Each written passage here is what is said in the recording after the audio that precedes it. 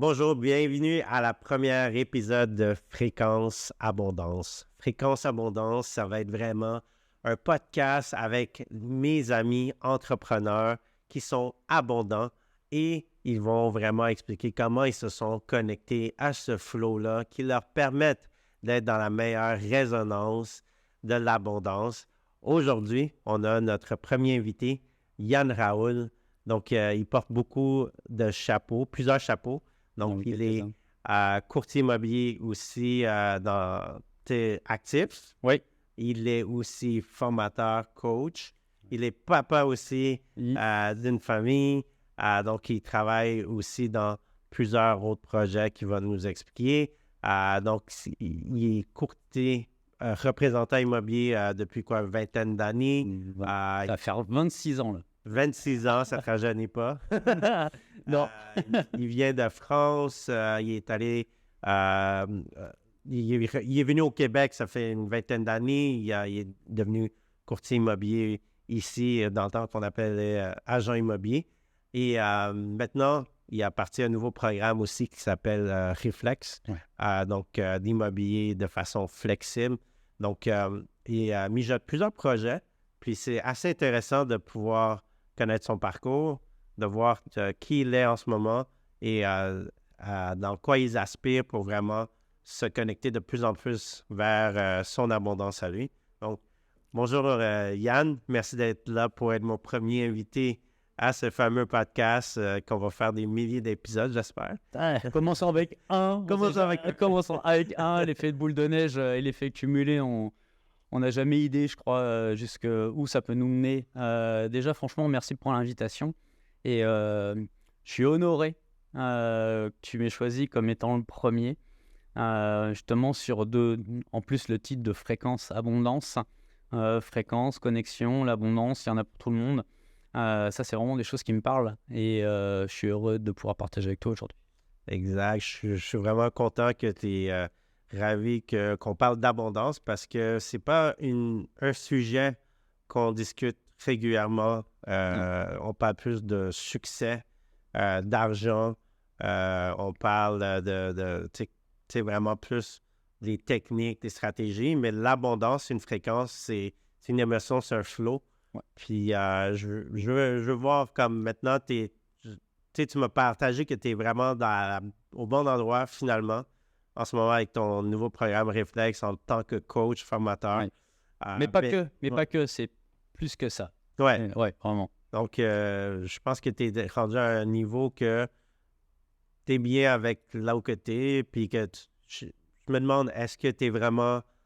Tu as rencontré la meilleure version de toi ou tu n'es pas loin de rencontrer la meilleure version de toi? Meilleure version de moi. Je crois que j'en ai jusqu'à la fin de ma vie. Ouais. C'est un processus permanent. Tu sais, c'est soit on grandit, soit on pourrit, tu vois. Donc là, je préfère l'aspect de la croissance. Mais tout ça, c'est un processus, parce que je suis pas né au même jeune professionnel. J'étais pas avec cet état d'esprit. Il y a des événements de vie qu'on contribue à ça. Ouais. Donc, parle-moi, depuis le début, tu faisais quoi en France? Alors en France, moi, je suis arrivé dans l'immobilier vraiment par hasard. J'avais besoin de faire un stage pendant mon école de commerce. Mon père me trouve un stage et je vais passer une semaine avec un gars qui s'appelait Alex. Et puis franchement, j'ai kiffé la vibe de ce qu'il faisait, de ce qu'il renvoyait, ou de son style de vie. D'accord. Et puis je me suis lancé. Et puis moi, je suis assez intense en mode, des phrases favorites, c'est où tu le fais à fond ou tu le fais pas. T'avais quel âge? 21 ans. 21 ans. Wow. Ouais, 21 ans. Aujourd'hui, j'en ai 47. Et je me suis lancé vraiment à fond là-dedans, dans une équipe d'agents immobiliers en région parisienne. D'abord comme négociateur, donc ça serait comme mandataire ou courtier immobilier, peu importe le nom qu'on y donne. Je trouvais des maisons à vendre et puis je trouvais des acheteurs qui voulaient acheter et puis je fasse des matchs. Et tu as fait ça combien de temps en 10 tant ans. que mandataire? Pendant 10 ans et les 3-4 dernières années de ces 10 ans en France, j'étais manager d'une petite équipe de vente où j'avais commencé là à repartager en fait mon expérience, mon savoir-faire. OK. Donc, tu as commencé à partager à la fin de tes 10 ans? Non, un peu avant. J'avais 27 ans. À 27 ans, tu es devenu coach, formateur de cette petite équipe. Puis qu'est-ce qui a fait en sorte que, wow, je suis vraiment je coach du monde, les gens aiment mes conseils. Puis là, je veux vraiment commencer cette petite, peut-être side business ou de commencer à devenir coach, formateur. Je dirais il y a plusieurs étapes. 2012, avec ma femme, alors que ça faisait déjà quelques années qu'on était au Québec, on a décidé de retourner en France. Et là, je me suis retrouvé comme consultant d'affaires dans un réseau. C'est comme si tu travailles pour la master franchise. Et puis où je m'occupais une cinquantaine de dirigeants d'agence et puis 250, 300 agents à peu près. Eux, ce qui me renvoyait, c'est que ce que je faisais, ils n'avaient pas l'habitude de le voir. Mais moi, je n'avais pas conceptualisé tout ça, quoi. Je faisais ce que j'ai à faire. J'étais là pour aider. Je me rendais compte que les contenus de formation étaient trop théoriques. Donc, j'y allais en mode simplification de quoi tu as besoin là, maintenant. Et puis, une fois que ça sera acquis, on passera à autre chose. C'était une expérience relativement courte qui a duré 6 mois jusqu'à ce qu'on se rende compte avec ma femme. Enfin, moi, ma femme, elle n'a jamais voulu rentrer en France. C'était moi. Mais moi, je me suis rendu compte à quel point j'avais changé en 4-5 ans de Québec auparavant. Et puis, je lui ai dit, on retourne à la maison à Montréal. Et là, j'ai commencé à conceptualiser des petits programmes de coaching simples, mais qui abordent des thématiques, mais plus technique business, tu vois. Et puis, ça a super bien fonctionné et qui m'a amené à animer des conférences sur le sujet. Voilà, le point de départ, il est là. Donc, tu as commencé à faire des formations plus au Québec aussi, parce que tu voulais revenir au Québec pour vraiment partir ta business de formation. Revenir au Québec, c'était pour vivre, pour être. Ouais. Ça, c'était, c'est là qu'on... Tu sais, comme il y a un adage qui dit on pense que l'herbe elle est plus verte ailleurs, là, mais en fait, elle est verte là où on l'arrose. Et en tout cas, l'herbe dans laquelle je me sentais bien et que j'avais envie d'arroser, c'était à Montréal avec ma femme. Comme on dit au baseball, ton home base, c'était vraiment là que tu te ressources. Oui, c'est là que je me sens bien. Est-ce que tu as continué toujours ta business de formateur en France? Non, pas dans un premier temps. Non, même tout était en arrière. Je me concentre sur l'instant présent, sur ce que je fais au Québec. Et en fait, ce que j'avais identifié, c'est que les formations, les participants, et puis moi aussi, j'ai vécu ça aussi, on prend plein de notes, on dit oh, « Attends, la formation, elle était super », et puis on rentre à la maison, on met le cahier dans un tiroir, et puis rien ne se passe. C'est un certain fantasme. C'est un certain fantasme. Il n'y a pas de... c'est comme la séduction. Oui, je veux vraiment sortir avec ce type de femme ou quoi, mais par exemple, je ne vais jamais prendre des cafés avec... en tout cas, il n'y avait pas de passage à l'action. Il n'y avait pas de passage. Il n'y avait pas de passage à l'action. Ouais. Et donc là où j'animais des salles où il y avait quand même un peu de monde sur les formations, j'ai décidé de prendre uniquement des tout petits groupes, 8-10 personnes, on aborde un sujet et je leur faisais faire. Tu vois, par exemple, à l'époque, le programme phare, c'était comment on fait de la prospection téléphonique pour ceux qui vendent par eux-mêmes, les AVPP, la pige pour la France. Ouais. Et je leur avais écrit des scripts que j'avais commencé à élaborer en France et que j'avais pratiqué pour moi. Je les mettais au téléphone pendant les heures de coaching. Je les entraînais à comment on fait les rendez-vous, comment on structure tout ça. Une vraie école de prospection live. Exactement. Et tu les écoutais et les gens prenaient des rendez-vous en live devant toi. Donc, tu faisais des ateliers comme ça au Québec. Exactement. Wow. Et ça permettait de corriger tout de suite les petits éléments. 1 + 1 + 1, les micro-détails. Et tu as fait ça combien de temps? Pendant 2-3 ans. 2-3 ans? Ouais. Tu faisais du courtage immobilier en même temps? Pas au début. Pas au début parce qu'il a fallu que je réactive ma licence parce que j'étais rentré en France. Donc, je suis retourné passer les examens. Il s'est passé 1 an et demi, 2 ans avant que je réactive ma licence. Et puis après, j'ai mené pas les dos de front. Je me suis concentré d'abord sur l'immobilier parce qu'en fait, j'ai vécu une expérience que j'ai vraiment pas trouvé cool. Justement, dans cette croissance du jeune gars que j'étais, en fait, je me retrouve sur ma stage à animer une conférence à une convention nationale d'un réseau celui qui passe juste avant moi, c'est Franck Nicolas. Franck Nicolas, c'est un expert en leadership français qui vit ici aussi à Montréal. Et là, il fait sauter la salle en l'air, mais un truc, mais phénoménal, une énergie de malade. Juste après, on va manger et moi, je suis le conférencier qui passe juste après à faire une conférence de 45 minutes sur la prospection téléphonique. Je me sentais pas prêt, je me sentais intimidé. Il y avait 500-600 personnes dans la salle. Franchement, j'ai choqué. La lumière, j'avais l'impression qu'elle me brûlait le visage.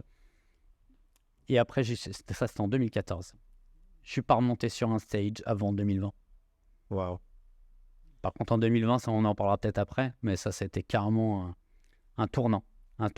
Incroyable. Donc, il fallait que tu retravailles tes fondations de formateur.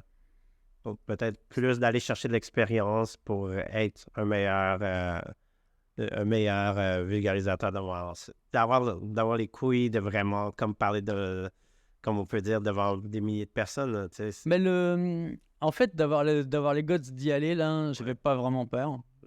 Au contraire, c'est cette adrénaline. Tu sais, quand tu es juste derrière le rideau et que tu as la salle qui va pour... tu sens une vibration de la salle. Et puis, elle est bonne ou elle est pas bonne, ça dépend. Ou simplement, tu perçois dans la salle ce qui résonne en toi. Tu vois. Coupe au montage. Mais le truc, il est là. La lumière et d'être au-devant des autres, ça, c'est un truc que j'ai toujours aimé. T'étais pas bien dans ton habit, en soi. C'est comme... L'image était là, sauf que l'interne n'était pas en cohérence avec qui tu projettes ou que tu n'étais pas en cohérence avec la personne que tu pensais être. Oui, ça, c'est quelque chose de possible, effectivement. Ouais. Je ne me suis pas posé la question en ces termes, mais c'est quelque chose, effectivement, qui pouvait se révéler. Et puis, quand j'ai redémarré vraiment le côté de transaction immobilière, donc 2014-2015, j'y allais parce que j'avais toujours fait ça toute ma vie, je me disais, tiens, est-ce que tu es capable de faire d'autres choses? Bon, l'histoire m'a montré que oui, mais je retournais finalement dans une zone de confort. Et que toute ma carrière, j'étais plutôt bon négociateur, avec beaucoup de ventes, gros chiffre d'affaires tous les ans.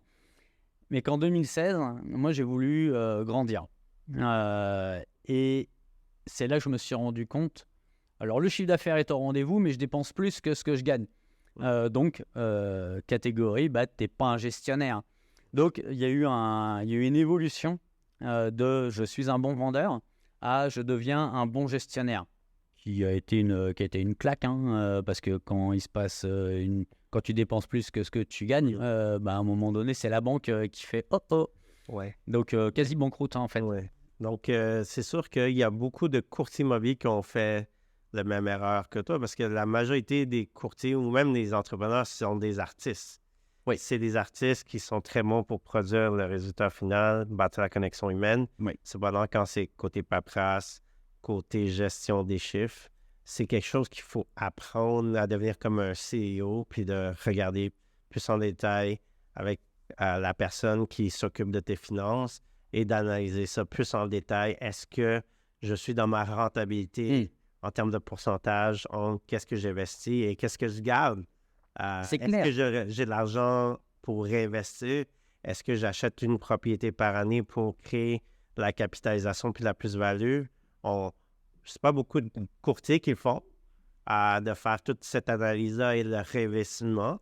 Et je pense que c'est quelque chose que justement qu'il faut être conscient que on a nos forces et on a nos faiblesses. Et si on a des faiblesses, il faut prendre des formations ou sinon Et s'entourer. Et s'entourer. Et malheureusement, c'est un défaut que les courtiers immobiliers, par exemple, j'en vois plusieurs et ils laissent aller. Comme par exemple, les impôts, il y en a qui sont en retard, il y en a qui dépensent astronomiquement trop d'argent. Tellement. Et après ça, oui, they look good. Tu sais, ils ont des bannières partout, des pancartes partout au bord de l'autoroute et tout. Mais au bout du compte, il ne reste pas tant d'argent dans les poches. Ah non, mais c'est clair. Et puis finalement, tu sais, s'il y avait sais, il y a le classement des plus gros chiffres d'affaires ou le classement des plus grosses ventes, mais s'il y avait le classement des boîtes les plus rentables, autant je ne suis pas dans les premiers en termes de chiffre d'affaires ou en nombre de ventes, et puis je te dirais, je ne sais même pas où je me place parce que en fait, je ne regarde pas ça. Par contre, s'il y avait un classement des boîtes les plus rentables, je pense que le classement serait très différent. Puis quand tu as su que c'était pas rentable, la manière de gérer ta business pendant ces 2 ans que tu avais un modèle d'affaires, c'est quoi tu as fait par la suite? Tu as mis ça de côté, cette business peut-être plus équipe, c'est ça? On était sur un business d'équipe, embryon d'équipe.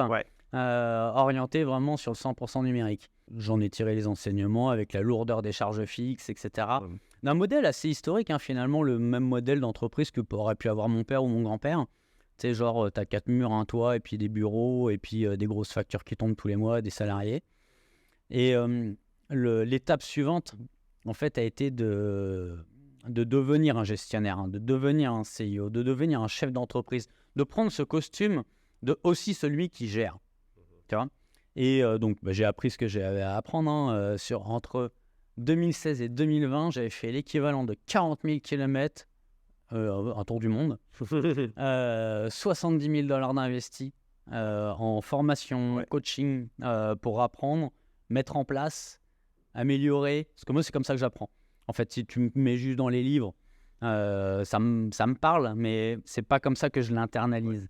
Je l'internalise en prenant l'idée, en mettant en place l'idée, en améliorant. J'imagine que tu as travaillé côté fiscalité pour améliorer aussi... comptabilité, gestion, fiscalité. Juste en faisant ça, tu améliores vraiment ton net à la fin de l'année, d'avoir une imposition qui est vraiment plus intéressante aussi. Mais c'est deux mondes, c'est deux salles, deux ambiances. Et puis prendre des décisions qui sont alignées par rapport à des chiffres, par rapport à des données, et non par rapport à tiens, qu'est-ce que j'en pense, quoi, parce que je suis quelqu'un qui fonctionne beaucoup à l'émotion. Autant des fois ça va être un bon indicateur, mais par contre d'un point de vue purement comptable, l'intuition ou le qu'est-ce qu'on en pense, c'est pas une bonne indicateur. Ouais. Fait que là, après 2020, tu as réussi à avoir une bonne... C'est à partir de quelle année tu as vraiment... Combien d'années de pratique de courtage immobilier que tu as vraiment... maintenant, j'ai des bénéfices nets intéressants, puis je sens que je respire. En un an. En un an. Vraiment, ça a été juste de prendre la décision de changer ce paradigme et de poser les actions. Donc, j'ai appris ce qu'il y avait à apprendre, focuser sur les taux de conversion, d'arrêter les dépenses là quand ça ne fonctionne pas, et puis de pousser un peu plus quand ça fonctionne bien. Et entre 2016 et 2020, mon chiffre d'affaires il a été multiplié par 4. Et les marges de profit, elles, restaient proportionnelles. D'accord. Non, franchement, ça fonctionnait super bien. Oui. Donc, après ta business d'équipe, après ça, tu as décidé de focuser un petit peu plus derrière moi, comme depuis l'année passée, de focuser plus dans la formation. C'est pas aussi simple que ça. Parce que je te voyais vraiment plus dans le courtage. Tu avais une équipe, puis après ça, j'ai vu que tu focusais plus dans les formations. Je parle depuis des...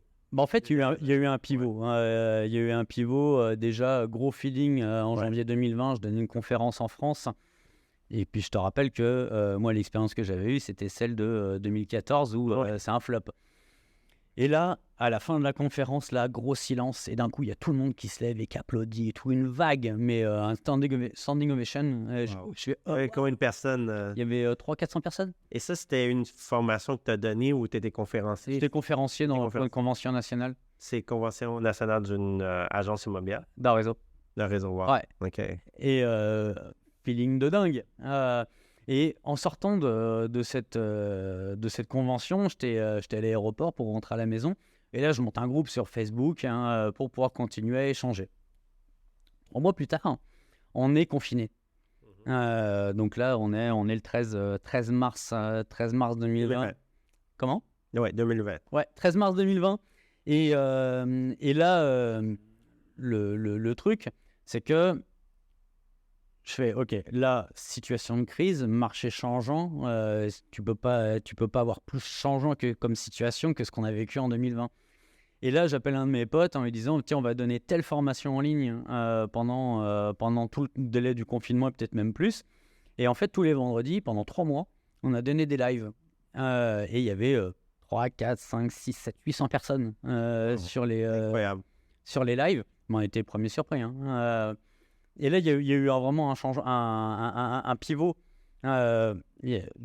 J'étais plus uniquement un agent, j'étais plus uniquement un formateur, j'étais simplement le gars qui repartageait ce que je vivais, ce que d'autres vivaient également. Donc, il y a eu une connexion. Et on est déconfiné. Cette année 2020, juste le chiffre d'affaires, il a doublé. Wow. Et que, alors que j'étais passé d'un bon négociateur, un bon vendeur, à un bon gestionnaire, et ben là, je me suis rendu compte que j'étais pas un bon leader. OK. Parce que le leadership, cette capacité à inspirer, à guider les gens, à les emmener vers des objectifs en commun, et ben, j'ai pas su le faire. La moitié de l'équipe est partie, la deuxième moitié, je leur ai demandé de partir, et j'ai fait une dépression.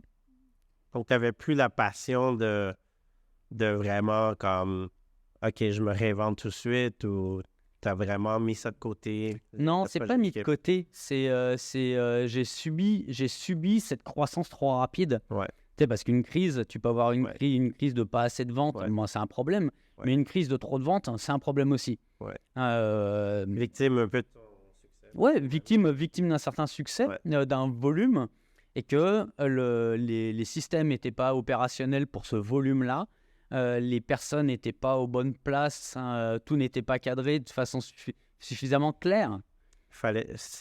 Gérer une équipe, il faut avoir vraiment des systèmes de contrôle très, très, très vigoureux pour s'assurer que tes indicateurs de performance soient vraiment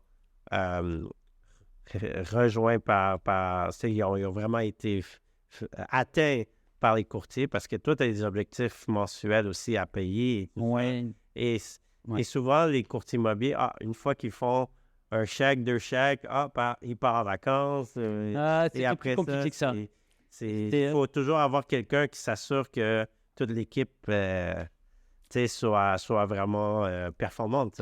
Oui, mais l'équipe était performante en termes de résultats, mais je n'ai pas su être à l'écoute des signaux faibles. Des douleurs, des souffrances qu'ils pouvaient vivre.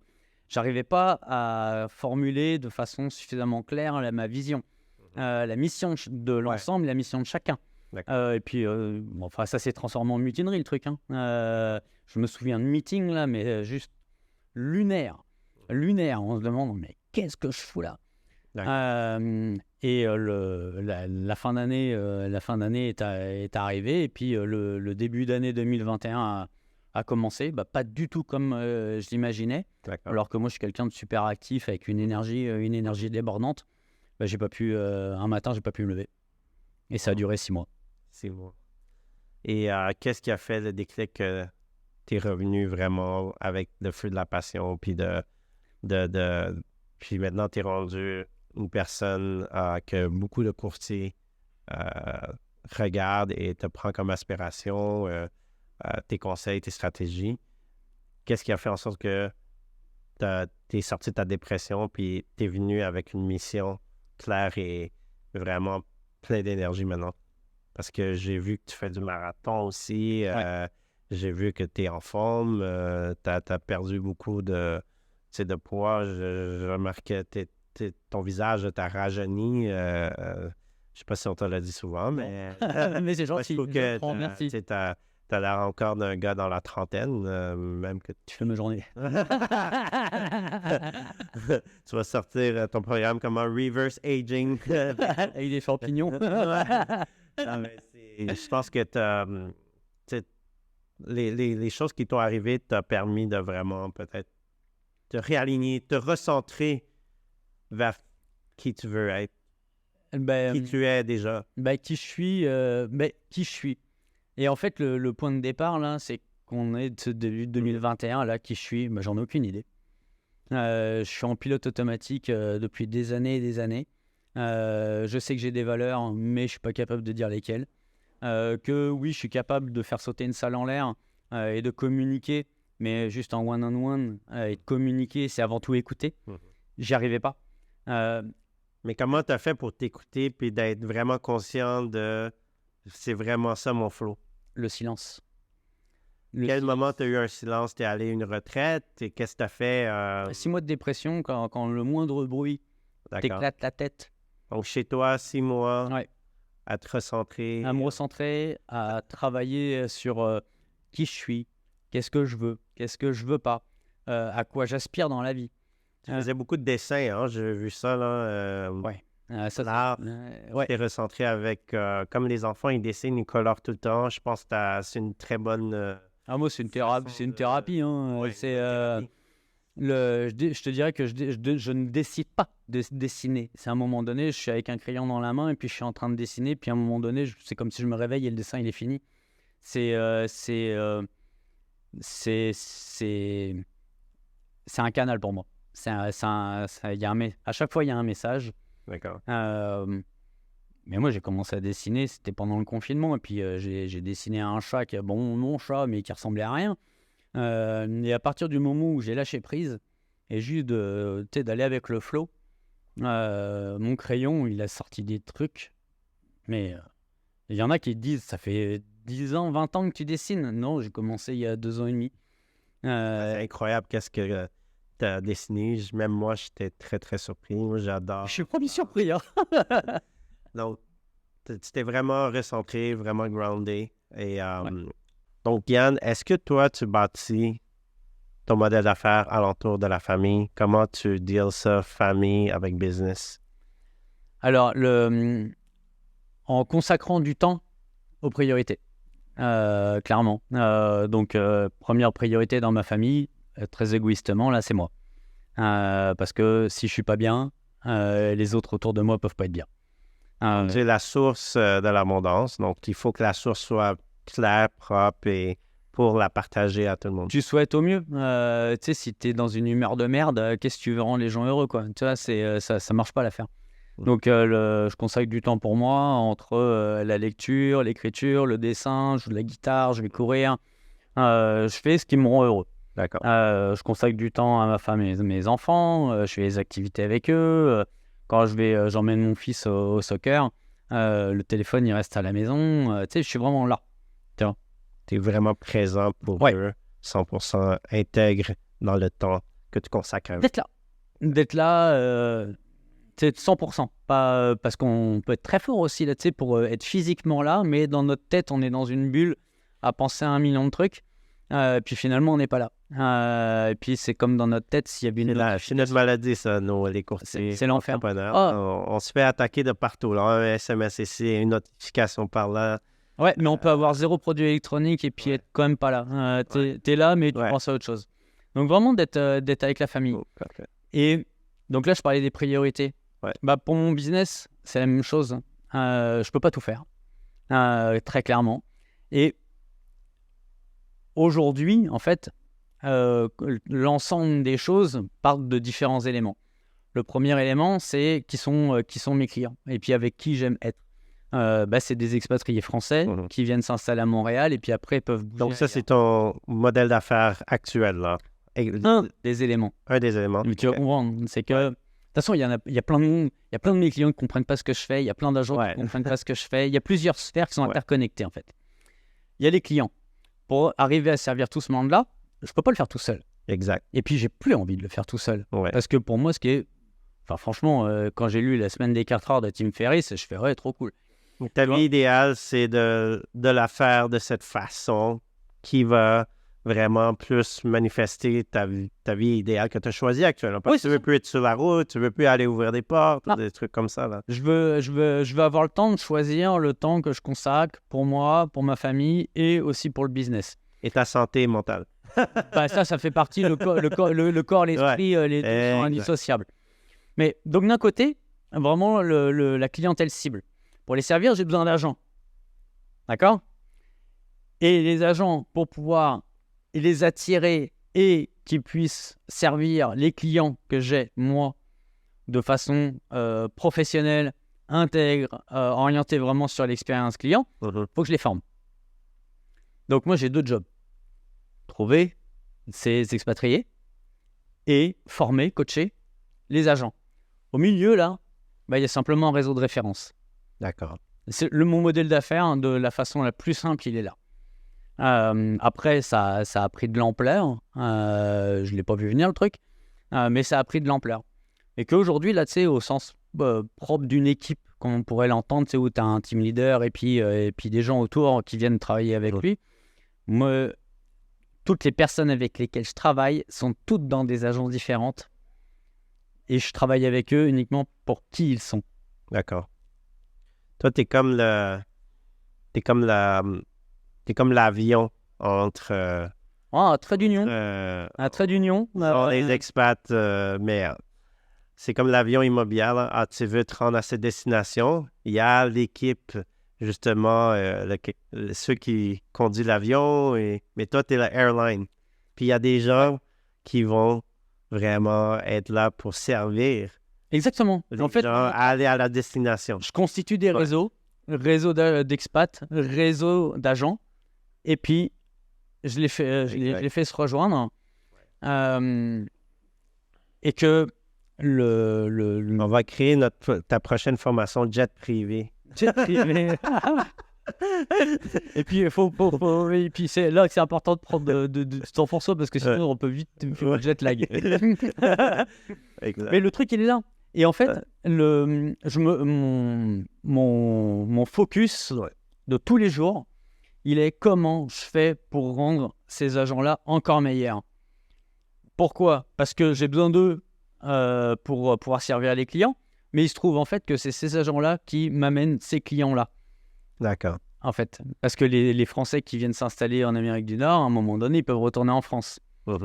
Et il y a quelques années, quand j'ai voulu faire grandir tout ça, j'ai fait, OK, soit je vais chercher les 70 millions de Français et puis je les prends au téléphone un par un, ou alors je vais chercher leurs agents.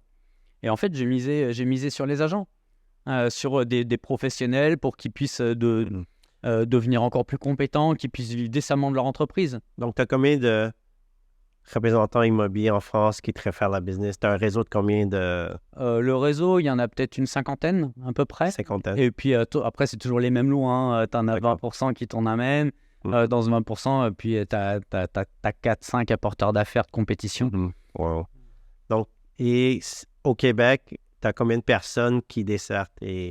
4. 4. Excellent. Ouais. Donc, tu vois, ramener à l'unité du quotidien, j'ai pas énormément de monde. Et t'as plus de payroll, right? T'as plus de gens sur t'as plus d'employés à payer. Non, parce qu'en fait, dans cette vision d'accompagner des entrepreneurs pour qu'ils puissent vivre décemment de leurs entreprises, oui, il y a les agents, mais il n'y a pas que. Et en fait, je me suis entouré de spécialistes en marketing, coordination de transactions, sur plein de volets. Ouais. Et que je suis leur premier client et je les aide également à faire grandir leur entreprise. D'accord. Et quand les agents, eux, ont besoin de déléguer un certain nombre de choses, je leur fais, voilà, vous avez un tel et un tel et un tel, ils sont déjà compétents, ils sont déjà formés. C'est comme si je mettais le label réflexe dessus. Et puis, ils savent qu'avec eux, ils sont dans de bonnes mains. Et puis, ils vont pas perdre de temps. Parce que de savoir ce qu'on doit faire et puis d'être en mesure d'expliquer à quelqu'un d'autre de le faire, c'est une chose. Mais après, il faut la trouver, la personne. Et de trouver des vrais talents, c'est un méchant casse-tête, là. Ouais. Et donc, moi, j'ai pris du temps pour le faire. D'accord. Donc, ça, c'est pour le courtage. Là, tu viens de parler du brand Reflex. Parle-moi de Reflex, cette source. Tu sais, c'est un coaching. Oui. C'est en même temps une source de référencement aussi pour toi parce que tu formes ces gens-là et en plus, ils te réfèrent la business. Fait qu'on avait ça un double dip. Ben oui. Ah, mais clairement. Et ça t'amène une incroyable abondance. Et je sens que depuis que tu as fait ça, là, tu es un nouveau Yann, selon moi. Là. Tu rayonnes à une autre fréquence. Puis parle-moi de ce brand-là. C'est comme chaque influenceur qu'on voit comme Grant Cardone, il y a 10X, Il y en a un qui c'est... tout le monde a le petit brand. Toi, c'est Réflexe. Ouais, ben, c'est quoi Réflexe? C'est quoi ce mindset? C'est quoi cette philosophie? Alors, Réflexe, déjà, du point de départ, c'est que l'année dernière, j'ai un de mes potes qui m'appelle, il me fait « Yann, comment tu fais Regarde, tu fais 3 fois plus de chiffre d'affaires que moi, et puis tu vas à la pêche, tu joues de la guitare, tu fais du dessin. » Il fait « Moi, j'ai même plus 1 heure pour aller bouffer le soir. Il y a forcément quelque chose que tu fais que moi, je fais pas. » Je fais « Oui, effectivement, il y a plein de choses, mais notamment, c'est que j'ai accepté de pas tout faire. Et que ça soit pour être le leader d'autres personnes ou le leader de nos clients aussi, c'est de passer de je cours après à j'attire. C'est 2 choses. Et en fait, Réflexe, au départ, qui s'appelait Programme Mentorat, de base, il y a 5 personnes qui ont embarqué dedans et on les a accompagnés à eux-mêmes devenir des meilleures personnes, qui sont devenus des meilleurs gestionnaires, des meilleurs leaders et qui sont capables en bout de ligne de pouvoir attirer un certain nombre de monde. D'accord. Réflexe est né comment là? C'est quand je sortais d'une conférence, j'étais avec mon pote qui travaille avec moi sur le projet, et on était dans la voiture, et puis il pleuvait beaucoup, et puis là la voiture elle fait une embardée aquaplaning. Et puis je fais « Oh waouh, il faut en avoir des réflexes. » Mais le truc, est-ce que ça... Faut que ça soit inné, hein? C'est pas ça. C'est même plus que ça. C'est parce que, est-ce que c'est mes compétences de pilote qu'on fait qu'on ne s'est pas planté? La survie? Non. C'est qu'autour de tout ça, il y avait un système. Il y avait un système. Il y avait un ADN automatique. Il y avait les automatisations du type de voiture dans lesquelles je roule. Il y avait un ensemble. Il y avait donc des hommes qui avaient créé des systèmes. Les systèmes, ils étaient embarqués. Et puis que j'ai eu un bon réflexe à ce moment-là. Juste quand tu fais un aquaplaning, surtout, cherche pas à freiner parce que tu vas finir dans le platane. Tu vois. Et le mot est resté. Et en fait, réflexe, R-E, flex, real estate, flex. Real estate flexible, immobilier flexible. Et d'autres personnes ont encore embarqué. Là, on est une dizaine en ce moment. Mais pour moi, c'est que le début. D'accord. C'est que le début. Et je me rends compte de plus en plus, et c'est là-dessus que je travaille, c'est que beaucoup plus que de travailler sur de la mise en place des systèmes, des outils, etc., même si on l'a dans l'accompagnement, on leur fournit tout.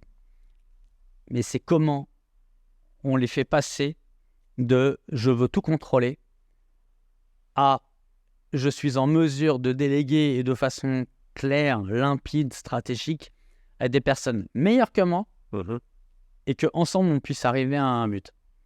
Donc, flexibilité, ça veut dire flexibilité en étant plus libre.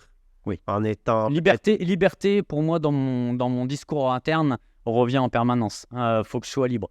Libre, pour moi, c'est le summum du luxe, d'être libre de choisir. Donc, de s'offrir plus d'options. D'être libre. Tout mon Comme modèle... si tu veux aller en vacances pendant 3 mois, c'est possible avec ton modèle d'affaires. Je peux partir 3 mois. Ça ne veut pas dire que je ne vais pas travailler pendant ces 3 mois.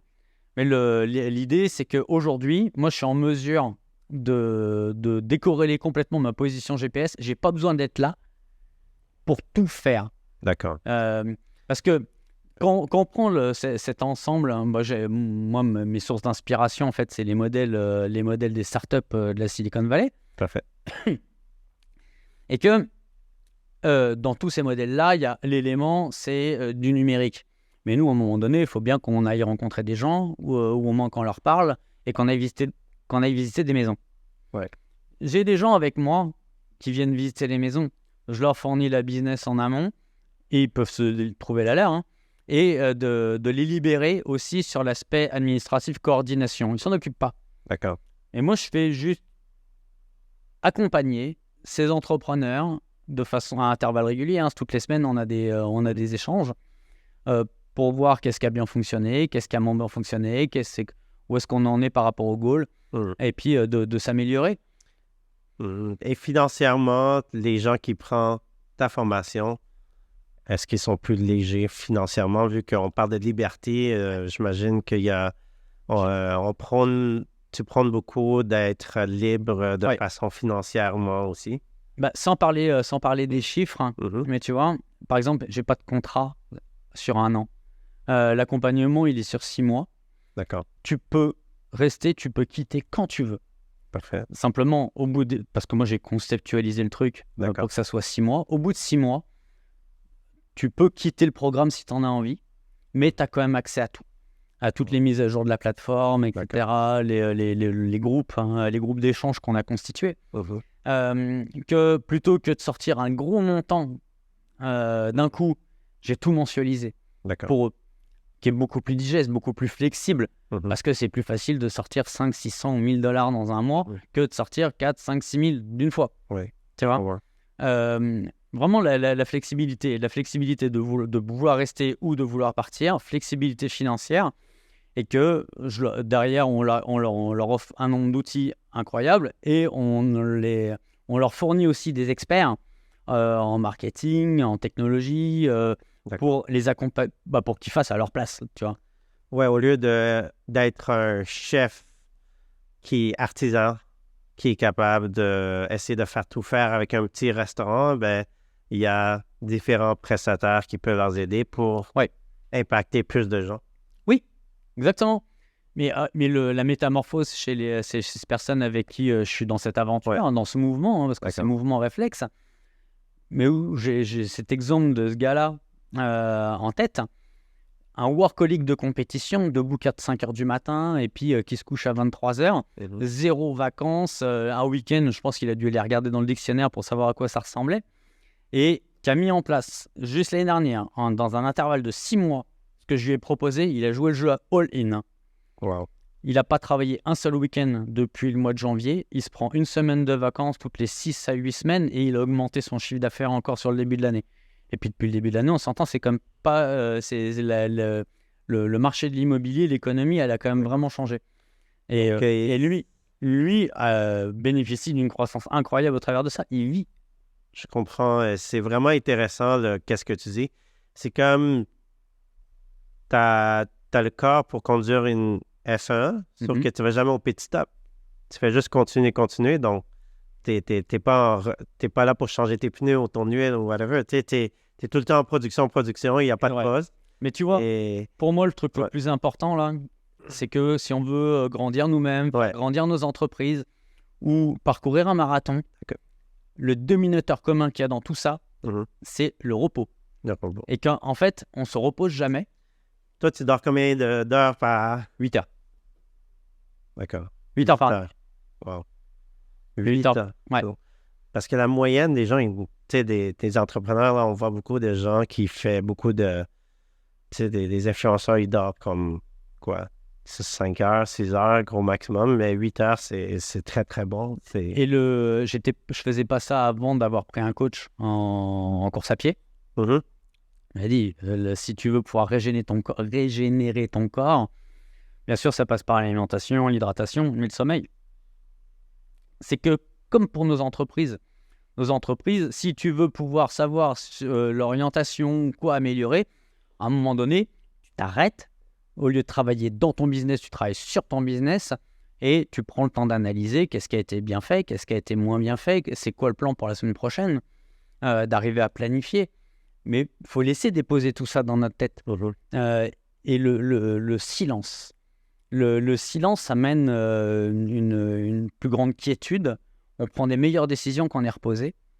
On est mieux aussi avec les gens. Parce que des décisions émotionnelles, c'est des décisions éclairées de façon à ce que ça soit aligné en vraiment qu'est-ce que tu veux vraiment et non sur le moment.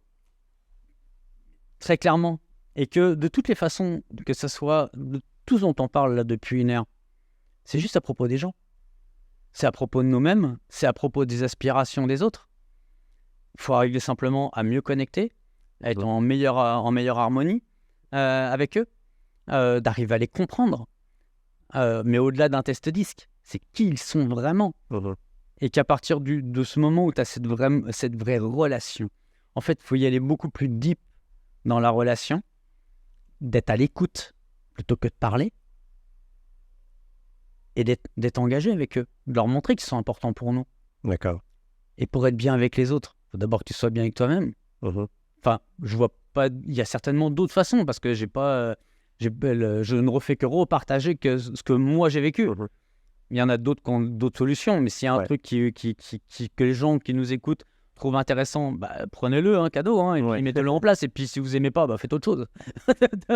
Une question très, très, peut-être, qui va te faire un peu stretcher ton mind. Est-ce que tu vas être focus carrément plus tu vas arrêter peut-être ton référencement? Est-ce que tu vas continuer le référencement? Est-ce que tu vas te concentrer carrément dans une branche pour être plus puissant? Ça va être d'y aller encore plus deep dans cette priorité que j'ai. Aujourd'hui, c'est les agents. Et tu vois, au départ, on était sur l'ensemble des compétences et des structures d'entreprise, mais je vois qu'on est en train de passer un autre step. On focus, en laser focus sur le leadership. Pour moi, là, sur les 10 prochaines années, ça va vraiment être cet élément-là. Le leadership? Le leadership. Ouais. C'est le sujet qui me passionne le plus. C'est le sujet sur lequel j'ai une plus grande transformation et c'est le sujet sur lequel j'ai plus d'impact sur les gens dans les accompagnements que j'ai. D'accord. Pour moi, ça va être... et c'est déjà. C'est simplement que ça va être à un autre niveau d'influence, à un autre niveau de vibration dans les 10 prochaines années, mais un jour après l'autre. Je pense que c'est important de bâtir le leadership avec la société des jeunes aussi, que justement sont délaissés puis ils veulent tout rapidement et tout. Et ils ont la misère à vraiment comme mettre leur culotte et de dire, tu sais quoi, je prends responsabilité de mes erreurs et là, j'agis et non de victimiser les situations. Exactement. Et c'est marrant parce que moi, je t'ai jamais parlé de ça. D'ailleurs, j'en ai juste parlé à une personne. Mais c'est en fait que si on est en mesure de créer le terreau favorable aux jeunes d'aujourd'hui, jeunes, adolescents ou très jeunes adultes, les adultes de demain, tu vois. Et vraiment, moi, ce que j'ai dans la tête, c'est de pouvoir... C'est comme si on avait l'opportunité d'aller passer un message à soi-même nous-mêmes quand on avait 15 ans, mais que ça, je peux pas le faire, tu vois. Mais simplement de mettre des conditions plus favorables pour les adolescents, les jeunes de maintenant, pour qu'ils puissent grandir de façon harmonieuse, tu vois, et puis de prendre conscience, ça prend du temps. Parce que le seul truc qui pousse vite, c'est les fucking pissenlits, quoi. Et puis ça pousse de façon anarchique, mais que si on est structuré, quand ça prend du temps, on est capable de faire des orchidées. Moi aussi je préfère cultiver des orchidées parce que les pissenlits ça pousse tout seul même sur des rochers. Des mauvaises herbes, les pissenlits ça pousse quand même très très vite et tout. Il faut savoir aussi avoir la discipline de les arracher si tu veux garder ton gazon vert intègre. Mais la discipline de cultiver à tous les niveaux. Exact. Mais discipline, rigueur, engagement, on peut pas grandir de façon incroyable sans passer par l'intentionnalité. D'accord. On peut changer avec des accidents de la vie, et puis j'en ai eu un paquet. Mais à partir du moment où j'ai décidé que j'allais changer, et puis de cette façon-là, et que j'ai déterminé sur quoi je devais m'améliorer, ma vie, elle a clairement changé. Et je suis devenu celui que je suis aujourd'hui, et qu'on a peut-être envie d'écouter. Mais il y a 3 ans, pourquoi on me regardait? C'était simplement par rapport à mes résultats financiers. Mais mes résultats financiers ne me définissent pas.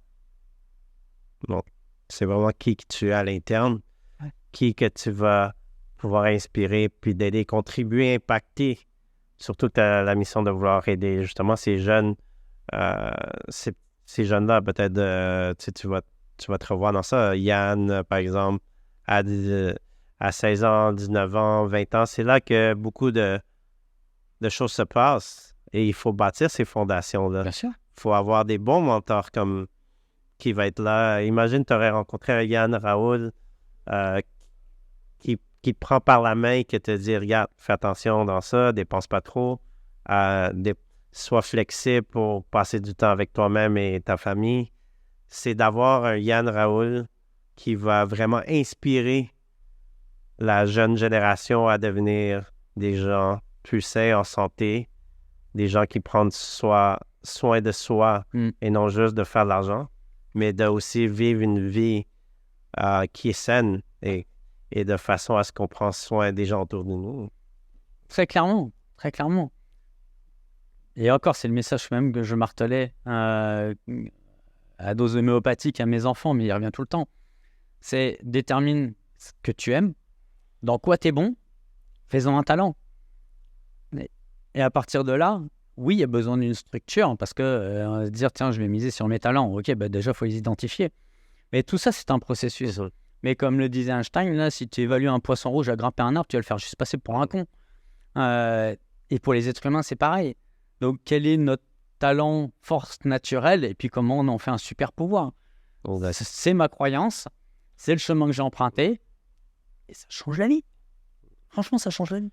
Fait que selon toi, dis-moi ton talent le plus puissant que tu as vraiment été conscient que, regarde, ça, c'est ma plus grosse force et je vais l'utiliser pour changer le monde. C'est quoi comment tu peux le résumer? J'arrive à te comprendre mieux que tu te comprends toi-même. Donc, tu réussis à rentrer dans l'esprit des gens. Dans l'ensemble de tout, de la vie des gens et de pouvoir vraiment comprendre, faire une analyse, un bon diagnostic pour vraiment te faire reconnaître ou être conscient de qu'est-ce que tu vis et d'ici là de donner des conseils, j'imagine. De faire révéler à l'autre. Ouais. Juste de comprendre, c'est déjà un premier... Hein? Juste de comprendre. Mais tu vois, il y a un truc que j'ai appris au travers des accompagnements, là, c'est que le meilleur conseil au mauvais moment est un mauvais conseil. C'est que quand je rencontre une personne, globalement, elle n'a pas terminé la moitié de l'histoire que j'ai déjà l'ensemble des solutions. Et tu peux pas bombarder. Je peux pas dire aux gens, là, ton problème, c'est évident, parce que moi, je viens de me faire télécharger un truc de je sais pas où, que l'ensemble des solutions, elles sont très probablement là. Déjà, parce que les gens... faut être connecté pour arriver parce que les gens vivent dans un pattern. Puis... vivent dans un pattern et que j'ai vécu là-dedans aussi. Ouais. Mais justement, le silence, la méditation, l'hypnose, le travail sur moi, l'engagement de la course à pied, enfin, tout ça, moi, je ne sais pas comment c'est arrivé là. Je sais que maintenant, je reçois des messages qui ressortent souvent par les dessins ou dans l'écriture, parce que j'écris aussi. Mais que autant l'intuition ou même le fait d'être un canal de quelque chose, on peut avoir un certain nombre d'informations, mais il ne faut pas aller trop vite. Faut prendre le temps d'écouter la personne, il faut d'aller plus loin que même cette intuition. Une fois qu'on a été connecté, il faut se connecter à l'autre, de voir qu'est-ce qu'il vit aujourd'hui, où est-ce qu'il peut aller, où est-ce qu'il a envie d'aller, et puis de façonner, tu sais, de façonner, mais selon ses envies à lui. Parce que c'est vraiment à propos d'eux. Donc, tu vas permettre vraiment d'aller chercher les angles morts des gens pour vraiment qu'ils se posent les meilleures questions et de vraiment réfléchir. Les forces. Est-ce que je dois encore vivre avec ce type de vie que je suis en train de vivre? T'sais, on dit que l'esprit, le corps est comme un peu un esclave de l'esprit. Puis l'esprit, c'est de regarder est-ce que l'esprit est vraiment bien aligné avec le corps. C'est un ensemble. Ouais, c'est un ensemble. Ta tête va dire à ton corps de comment bouger, mais comment tu vas bouger ton corps va te dire comment la chimie de ta tête fonctionne. Les deux sont interreliés. Ouais. C'est que simplement au travers de cette compréhension intuitive des gens, et de l'écoute, et de l'accompagnement, et d'aller deep dans la relation, c'est pour ça que j'accompagne pas 20 personnes à la fois. Hein. Chacun, pour moi, je dois le connaître. Mais vraiment au fond du fond, parce que pour moi, c'est ma mission de vie. Je me lève le matin, tu sais, je suis un warrior. Aujourd'hui, ma mission, c'est de transformer la vie d'une personne. Enfin, je veux dire, tu snoozes pas. Hein. Je vois. Mais vraiment, c'est ça. Donc, merci beaucoup, Yann. Merci à toi, Yutana. Je pense qu'on a partagé. Ouais, on a partagé vraiment à fond dans d'où tu viens vraiment de qui tu es maintenant. Là. On est allé vraiment regarder le plus deep possible. Mais c'est sûr que on pourrait aller plus deep encore dans une autre podcast, je suis sûr, puis tu es toujours la bienvenue. Puis, encore plus deep, je te lance l'invitation quand je publie mon livre, hein, je suis en train de l'écrire, parce que là, j'enlève toutes les couches de l'oignon, là. Parce que la vulnérabilité, c'est simplement de donner accès à l'autre de nous comprendre encore mieux. Et puis, ça va être encore plus deep ton livre. Et on a hâte d'apprendre encore plus. C'est toutes tes péripéties, j'imagine. Hein? Oui, les apprentissages. Tout, les apprentissages. Oui, il y a tout un ensemble de choses. Je pense que c'est important d'apprendre de tous les apprentissages ou les erreurs qu'on peut apprendre avant que nous on le fasse. Je pense que c'est important. Mais le temps d'apprendre, le temps de tirer un apprentissage de ce qui nous arrive, parce qu'il y en a plein, il nous arrive plein de choses et puis on n'en tire aucun enseignement. Donc, dans les prochaines années, on va te réinviter à notre podcast et on a hâte de voir tout ton accompagnement avec les gens, le leadership que tu vas développer à travers tout ça et le leadership que tu vas transmettre. Donc, merci beaucoup d'avoir été mon invité à mon nouveau podcast Fréquence Abondance. Yes. Et partageons cette philosophie de se recentrer et de se connaître pour savoir, ça c'est mon canal, ça c'est mon abondance. Et je pense que tu le fais bien d'investiguer dans ta vie et la vie des autres pour vraiment permettre aux gens de se connecter à l'abondance. Donc, merci beaucoup, Yann.